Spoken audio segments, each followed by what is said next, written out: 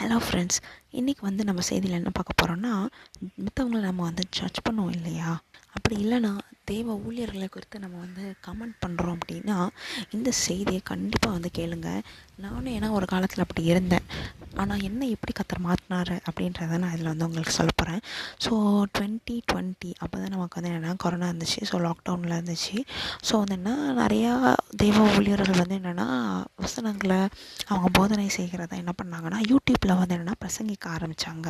So அதை நான் அநேகமாக பார்க்க தான் என்னென்னா எனக்குள்ள ரொம்ப என்னென்னா ஜட்ஜிங் ஸ்பிரிட் வர ஆரம்பிச்சிச்சு. ஸோ அதுக்கு முன்னாடி வரைக்கும் தேவ ஊழியர்கள்லாம் இப்படி தான் இருப்பாங்க, அப்படி தான் இருப்பாங்க, அப்படியே பார்த்து இருந்துட்டு எனக்கு ஆன்லைனில் நிறையா பேரோட வீடியோஸ் பார்க்கும்போது, நிறைய பிரசங்கம் பண்ணுறவங்களை கேட்கும்போது, அநேக காரியங்களை பார்க்கும்போது எனக்குள்ளே நான் என்ன ஜட்ஜ் பண்ணி அவங்கள கமெண்ட் பண்ண ஆரம்பித்தேன்.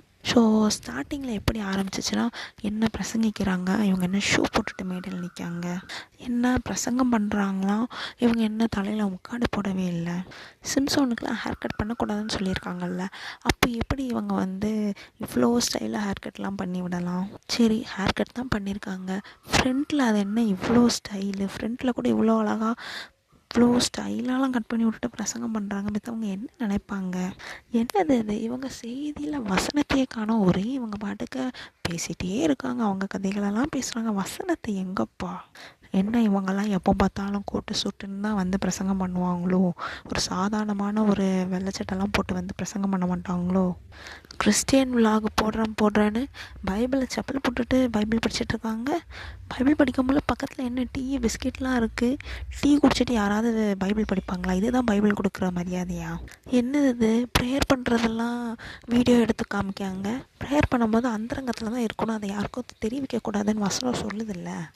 நம்ம ஊர் வழக்கத்தின்படி என்னென்ன நீட்டாக சாரீ போட்டு பிரசங்கம் பண்ணோம், இது என்ன ஸ்டைலாக சுடிதாரு, சுடிதார் என்ன ஷர்ட்டு, இதெல்லாம் என்னென்ன ரகரகமாக ட்ரெஸ்ஸை போட்டுட்டு பிரசங்கம் பண்ணுறாங்க. மைக்கு பிடிக்கும்போது கையை பார்த்தா நெயில் பாலிஷ், அம்மா என்ன ஸ்டைலுப்பா, நெயில் பாலிஷ்லாம் இவ்வளோ ஸ்டைலாக போட்டு இப்படியா பிரசங்கம் பண்ணுறவங்க இருப்பாங்க. லிப்ஸ்டிக்லாம் போட்டுட்டு தான் பிரசங்கம் பண்ணணுமா? லிப்ஸ்டிக்லாம் வெளி தோட்டத்துக்கு ஏன் முக்கியத்துவம் கொடுக்காங்க? நீட்டாக முடியெல்லாம் பின்னி போட்டுட்டு இவங்க பிரசங்கம் பண்ண வரமாட்டாங்களோ, இப்படி ஃப்ரீ ஹேர் போட்டுட்டு ஸ்டைல் பண்ணிட்டு தான் பிரசங்கம் பண்ண வருவாங்களோ? ஸோ இது மட்டும் இல்லை, அதிகமாக நான் என்ன பண்ணியிருக்கேன்னா கமெண்ட் பண்ணியிருக்கேன். எல்லாமே என்னென்னா வசனம் இப்படி தானே இருக்குது, ஆனால் ஏன் இவங்க இப்படி செய்கிறாங்க, வசனம் இப்படி தானே இருக்குது, அப்புறம் ஏன் இப்படி இருக்காங்க, இப்படிலாம் செய்தால் மனுஷங்க பார்க்கும்போது இடறி விழுந்துட மாட்டாங்களா, இவங்க பண்ணுறது தப்பு இல்லையா, இவங்க பண்ணுறது பாவம் இல்லையா, எப்படின்னு எக்கச்சக்கமாக கமெண்ட் பண்ணி ஒரு கட்டத்தில் என்னென்னா நம்ம என்ன ரொம்ப ஜட்ஜ் பண்ணுறோமோ அப்படின்னு என்னென்னா அப்புறம் தான் எனக்கு ஃபீல் ஆச்சு.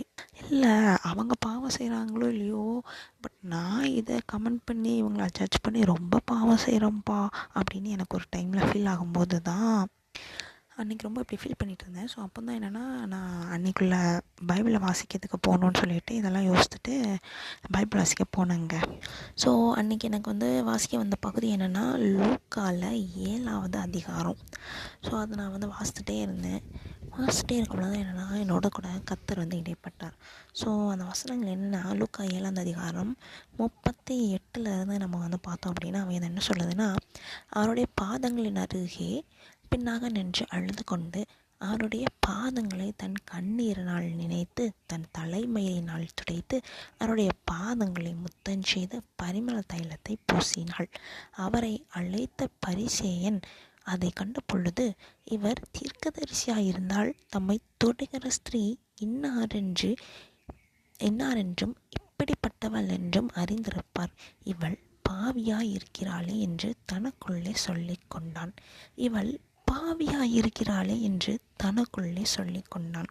ஸோ இதுக்கப்புறம் என்னென்னா இவளுக்கு யாருக்கு அதிகமாக மன்னிக்கப்பட்டதோ அவங்கள என்னென்னா அதிகமாக அன்பு கூறுவாங்க அப்படின்ட்டு ஒரு எக்ஸாம்பிள் சொன்னதுக்கப்புறம் 44வது வசனத்தை பார்த்திங்கன்னா, ஸ்திரீனிடமாய் திரும்பி சீமோனை நோக்கி, இந்த ஸ்திரியை பார்க்கிறாயே, நான் உன் வீட்டில் பிரவேசித்தேன், நீ என்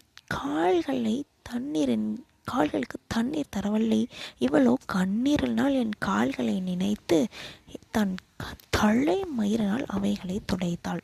நீ என்னை முத்தம் செய்யவில்லை, இவளோ நான் உட்பிரவேசித்தது முதல் என் பாதங்களை ஓயாமல் முத்தம் செய்தாள்.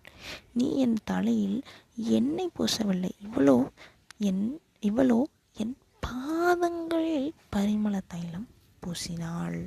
ஸோ ஸோ நம்ம லைஃப்பில் கூட இப்படி தான் இருக்கும். இவங்க பாவியாக இருக்கிறாங்களே, இவங்க என்ன இப்படியெல்லாம் செய்கிறாங்க, அவங்க அப்படியெல்லாம் செய்கிறாங்க, நம்ம வந்து அதிகமாக வந்து ஜட்ஜ் பண்ணலாம். ஆனால் கர்த்தர் அவங்க அந்தரங்கத்திலேருந்து இருதயத்தின் ஆழத்துலேருந்து செய்கிற ஊழியங்களை கர்த்தர் பார்க்கிறார். கர்த்தர் அவைகளை கனம் பண்ணுகிறார். ஏன்னா இதிலே நீங்கள் ஏசப்பா சொல்கிறத பாருங்கள். எப்பா, நானும் இங்கே வந்தேன், நீ எனக்கு ஏதாவது செஞ்சியா? என் கால்களுக்கு நீ தண்ணீர் தரல, ஆனால் இவ பாரு கண்ணீரெல்லாம் வந்து எனக்கு தந்தா. நீ வந்து எனக்கு வந்து என்ன பூசலை, ஆனால் எனக்கு வந்து பரிமள தைலத்தையே பூசினா. நீ வந்து எனக்கு வந்து முத்தம் செய்யலை, ஆனால் இவ பாரு நான் வந்ததுலேருந்து என் பாதங்களே வந்து என்னென்னா ஓயாமல் முத்தம் செய்கிறா இப்படின்னு சொல்லி அவரே என்னென்னா அந்த ஸ்திரியை உயர்த்தி பேசுகிறாரு. அப்போ தான் எனக்கு இதெல்லாம் படிக்கும்போது ரொம்ப தோணுச்சு, நான் வந்து எவ்வளோ பெரிய தப்பு பண்ணியிருக்கேன். ஏன்னா வெளியரங்கமாக பார்த்து நான் வந்து அசால்ட்டாக ஜட்ஜ் பண்ணிட்டேன், நிறையா பேசிட்டேன். பட் அந்தரங்கத்தில் அவங்களோட ஊழியம் இருக்குது. அந்தரங்கத்தில் அவங்க வந்து அவருக்கு அதிகமாக வந்து நேசிக்கிறாங்க, கனம் பண்ணுறாங்க. இன்றைக்கி கூட இப்படி இருந்து அவங்க பிரசங்கம் பண்ணுறாங்க, ஊழியம் செய்கிறாங்க. ஒன்றுமே செய்யாமல் வீட்டில் இருந்துட்டு நான் இவங்களை வந்து ஜட்ஜ் பண்ணுறதுக்கு நான் ஏமாத்துறோன்றது அப்போ தான் புரிய வந்துச்சு ஃப்ரெண்ட்ஸ். ஸோ அவங்கள போல் இன்றைக்கி ஊழியம் செய்யலை, அவங்கள போல் பிரசங்கிக்கலை, அவங்கள போல் ஒன்றுமே செய்யாமல் சும்மா இருந்துட்டு பேசுகிறதுக்கு நமக்கு என்ன தகுதி இருக்குதுன்னு நீங்கள் யோசித்து பாருங்களேன். ஸோ இது வந்து ஆன்லைனில் பார்க்குறது மட்டும் இல்லை, நம்ம சர்ச்சஸ்லேயும் எடுத்துக்கிட்டிங்கன்னா இவா பாரு சரியான ஆள், எப்படிப்பட்ட ஆள், இவனை பாரு என்னெல்லாம் செஞ்சான். ஆனால் நல்லா பாஸ்டர் கூப்பிடும்போதெல்லாம் போய் ஹெல்ப் பண்ணி பாஸ்டரை வந்து கைக்குள்ளே போட்டுக்கிறான். பாஸ்டர் சொல்கிற எல்லாத்துக்கும் சரி சொல்லி பாஸ்டர்கிட்ட நல்லவ மாதிரி நடிச்சிருந்தான். இவனை பற்றி எனக்கு தெரியாதா? இப்படி கூட நம்ம வந்து பேசுவோம் இல்லையா? ஈவன் இப்படி நம்ம பேசுகிறது கூட என்னென்னா பாவம் தான். ஏன்னா அவங்க ஏதோ ஒன்று ஊழியம் பண்ணுறாங்கல்ல. ஸோ வந்து நம்ம பேசுகிறதுக்கு என்ன செய்யக்கூடாதுன்னா நமக்கு தகுதியே கிடையாது. ஈவன் வந்து ஒரு பெண்டிகாஸ்டல் சர்ச்சுக்கு போகிறீங்கன்னா அங்கே இருக்கவங்கள கூட என்ன பார்க்கும்போது தோணலாம், என்னென்னா இவங்க வந்து கம்மல் போட மாட்டாங்களாம், செயின் போட மாட்டாங்களாம், இந்த மாதிரிலாம் எதுவுமே போட மாட்டாங்களாம். ஆனால் வாட்சை பாரு, எவ்வளோ பெரிய சைஸில் வாட்ச்சு. என்ன நேற்று ஒரு வாட்ச்சு, இன்றைக்கி ஒரு வாட்ச்சு, ஓஹோ நிறையா வாட்ச் வாங்கி வச்சுருக்கோம். லைக் இந்த மாதிரி சின்ன சின்ன விஷயத்த கூட பார்த்து நம்ம வந்து என்ன பண்ணுவோன்னா கமெண்ட் பண்ணுவோம், நம்ம வந்து என்ன பண்ணுவோன்னா ஜட்ஜ் பண்ணுவோம். ஸோ இது எல்லாமே தப்பு தான். நம்ம கண்களில் ஏசப்பாவோட ரத்தத்தினால கழுவி சுத்திகரிக்கணும். நம்ம இருதயத்தை ஏசப்பாவோட ரத்தத்தால் கழுவி சுத்திகரிக்கணும். நம்ம பார்க்குறது தப்பு, நம்ம பேசுகிறது தப்பு, நம்ம நினைக்கிறது தப்பு எல்லாமே நம்ம மேலே வச்சுட்டு அவங்க இப்படி பண்ணுறாங்க, இவங்க இப்படி பண்ணுறாங்கன்னு வசனத்தை வச்சே நம்ம வந்து எவ்வளோ பண்ணுறோம்ல, அது எல்லாமே தப்புன்றதை நம்ம வந்து உணர்ந்து மனம் திரும்பணுங்க. ஸோ நீங்களும் ஒரு வேளை இதை மாதிரி ஜட்ஜ் பண்ணுறீங்க, இல்லை உங்களுக்கு தெரிஞ்சவங்க இந்த மாதிரி ஜட்ஜ் பண்ணுறாங்க, அவங்களுக்கு ஒரு வேளை அது வந்து பண்ணுறது தப்புன்னே தெரியல அப்படின்னாலோ, இல்லைன்னா பண்ணுறது தப்புன்னு தெரியுது ஆனால் நான் எப்படி இதை ஓவர் கம் பண்ணேன் அப்படின்னு சொல்லி நினைக்கிறாங்க அப்படின்னாலும் அவங்களுக்கு இந்த வீடியோ நீங்கள் வந்து என்னென்னா ஷேர் பண்ணுங்கள். ஸோ மெயினான தீம் ஒன்று தான். அவங்க வந்து கத்தருக்காக உள்ளே செய்கிறாங்க, அவங்க கத்தராக கடன் பண்ணாங்க. அவங்களோட பேக்ரவுண்ட் எப்படி ஆனாலும் இருக்கட்டும், அவங்க என்ன வேணாலும் பண்ணட்டும், that doesn't matter at all. நம்ம எந்த ஊழியமும் செய்யாமல் நம்ம என்ன செய்யக்கூடாது, யாரையும் பேசக்கூடாது. ஸோ ஒரு வேளை நீங்கள் வந்து ஊழியம் செய்கிறீங்க ஆனாலும் உங்களுக்கு இந்த ஜட்ஜிங் வந்து இருக்குது அப்படின்னா, நம்ம வேதத்தில் பார்க்குறோம் ஒருத்தர் என்ன செய்யக்கூடாதுன்னா குறைவாய் வந்து என்ன செய்யக்கூடாது, எண்ணக்கூடாதுன்னு பார்க்குறோம். ஸோ ஊழியராக இருக்கும் பட்சத்தில் இன்னொரு ஊழியத்தையோ ஊழியக்காரங்களோ என்ன செய்யணும்னா அதிகமாக வந்து என்னென்னா கனம் பண்ணணும். ஸோ இப்படியெல்லாம் தான் நான் வந்து என்ன பண்ணேன் அப்படின்னா ஓவர் கம் பண்ணேன். ஸோ இது உங்களுக்கு பிரயோஜனமாக இருக்கும் நம்புகிறேன். அடுத்த வீடியோவில் சந்திப்போம்.